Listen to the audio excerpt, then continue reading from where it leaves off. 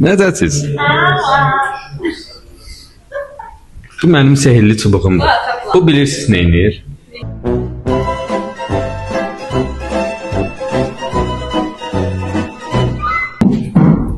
Xeyla xanım, Bəli. xəyallarınızdakı evə sahib olsanız ilk nə edərdiniz? Xəyalımdakı evə köçüb köhnə evimi etajda satışa qoyardım. Şükübə xanım, xəyallarınızdakı evə sahib olsanız nə edərdiniz?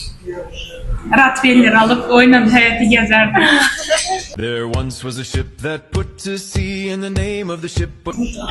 Mehman bəy, Bəli. xəyallarınızdakı evə sahib olsanız ilk nə edərdiniz? Yeni xəyallar qurardım.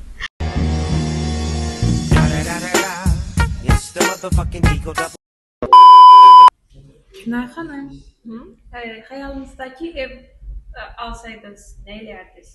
İlk olaraq tütsüləyərdim evimi. Fidan xanım, xəyallarınızdakı evə sahib olsanız ilk nə Escucha las edərdiniz? palabras de las brujas. Onu Los sevgiyle secretos. doldurardım. No, you're not gonna call me no bitch, 'cause I'm not none of these girls. I'm gonna whip your ass. Tural, Bəli, xəyaldakı evə sahib olsaydım ilk nə edərdim? parti.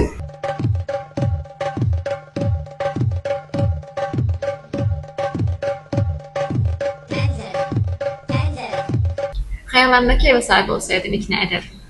5 pəncərə deşik eləyərdim.